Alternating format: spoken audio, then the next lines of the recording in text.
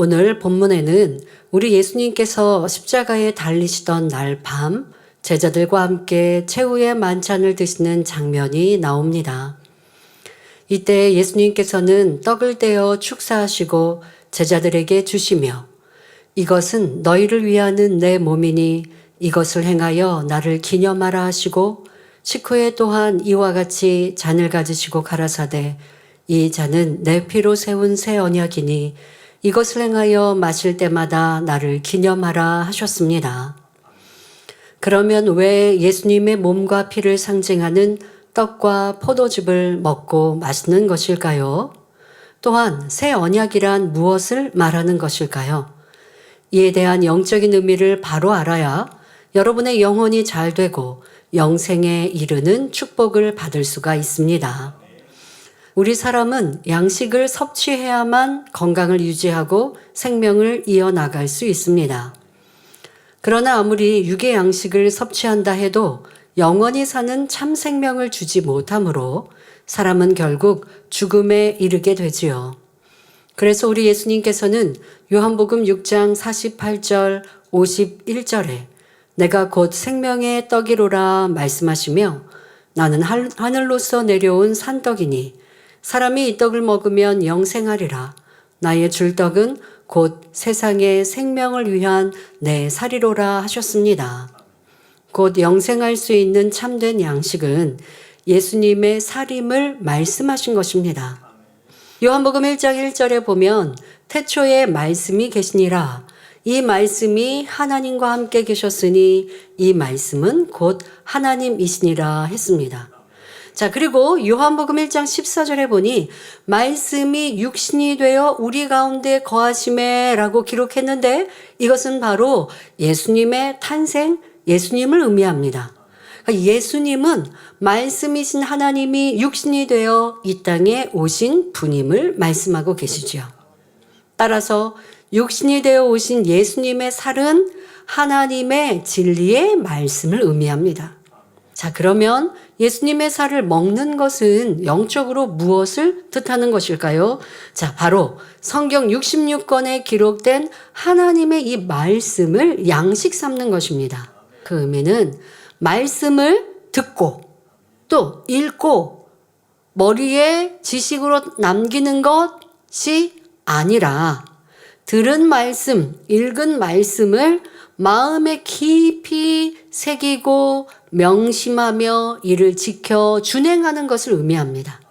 신명기 6장 6절부터 8절에 보면 우리가 마음에 하나님의 말씀을 얼마나 깊이 새겨야 할지 구체적으로 표현하고 있습니다.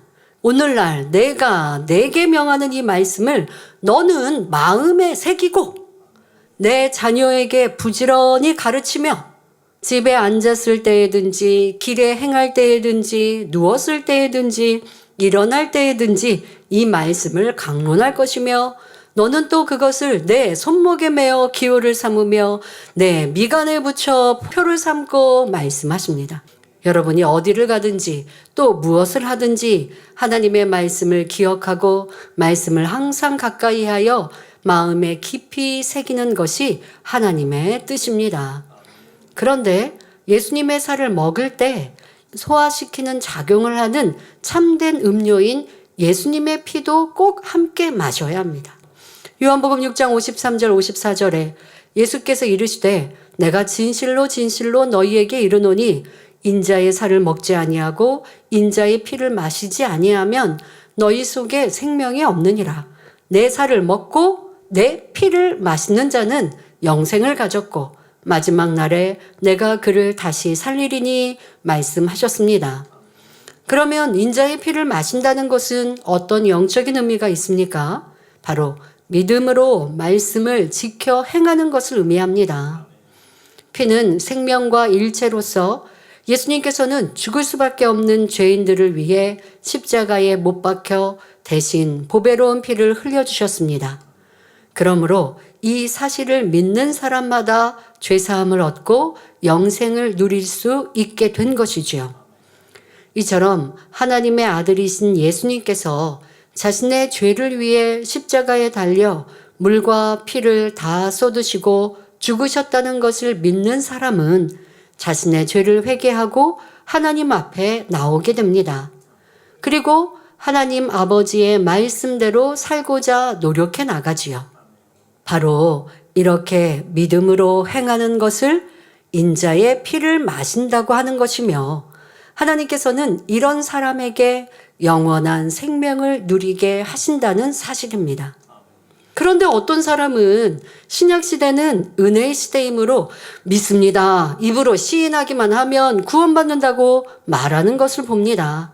그러나 그 믿음이 하나님 보실 때 참 믿음이라는 증거는 무엇입니까? 단지 주여 주여 한다고 해서 믿는 것이 아닙니다. 죄악된 어둠의 일을 벗고 하나님의 말씀대로 행하여 빛 가운데 거해야 참으로 믿는다 인정받을 수 있다는 사실입니다. 이런 확실한 증거가 없다면 하나님 앞에서 거짓말하는 자라고 성경은 말씀하고 있습니다. 요한일서 1장 6절에 만일 우리가 하나님과 사귐이 있다 하고 어두운 가운데 행하면 거짓말을 하고 진리를 행치 아니함이거니와 했습니다. 요한일서 2장 4절에는 저를 아노라 하고 그의 계명을 지키지 아니하는 자는 거짓말하는 자요 진리가 그 속에 있지 아니하되 하신 것입니다. 그러나 반대로 빛 가운데 행할 때는 우리가 하나님과 사귐이 있고 예수의 피가 우리의 모든 죄를 깨끗게 한다 했으니 참 믿음이 있는 사람은 어둠에 속한 악은 모양이라도 버리고 열심히 하나님의 말씀을 지켜 나가야 하는 것입니다. 미움, 시기, 질투, 다툼, 혈기, 판단, 정죄를 버리고 내 유익을 구하는 것, 화평을 이루지 못한 것 등 하나님 말씀에 위배되는 모든 것들을 버리고 대신 사랑과 선과 진리의 말씀으로 행할 때 하나님 아버지 닮은 영의 사람으로 나오게 되는 것입니다. 예수님께서 성찬식을 제정해 주시고 기념하라 명하신 이유는 사람은 본래 받은 바 은혜와 감사를 잘 잊어버리는 경향이 있기 때문입니다. 이런 사람들의 마음을 잘 아시는 예수님께서는 때를 쫓아 성찬식을 행할 때마다 우리를 죄 가운데서 구원하신 하나님의 사랑과 주님의 은혜를 깊이 깨달아 항상 마음가짐을 새롭게 하도록 하신 것입니다. 그러므로 하나님의 말씀을 날마다 양식 삼고 믿음으로 행해 나가는 올바른 신앙의 모습을 가져야 하겠습니다. 뿐만 아니라 고린도전서 11장 26절에는 너희가 이 떡을 먹으며 이 잔을 마실 때마다 주의 죽으심을 오실 때까지 전하는 것이니라 말씀하셨습니다. 이는 곧 예수님께서 왜 십자가에 달려 화목제물로 자기의 몸을 내어주시고 보배로운 피를 흘려 돌아가셨는지 그 사실을 열심히 전해서 심판에 이르기 전에 한 명이라도 더 구원에 이르게 하라는 주님의 간곡한 부탁의 말씀입니다. 우리 성도님들은 십자가에 달려 내가 목마르다 하신 주님의 애타는 부르짖음을 마음 깊이 새기셔서 때를 얻든지 못 얻든지 항상 전도에 힘쓰는 뜨거움이 있어야 하겠습니다. 그러므로 주님 오실 때 내 아버지께 복받을 자들이여 나와 창세로부터 너희를 위하여 예비된 나라를 상속하라는 축복의 말씀을 여러분 모두가 들을 수 있기를 우리의 참 생명과 능력이 되시는 예수 그리스도의 이름으로 축원합니다.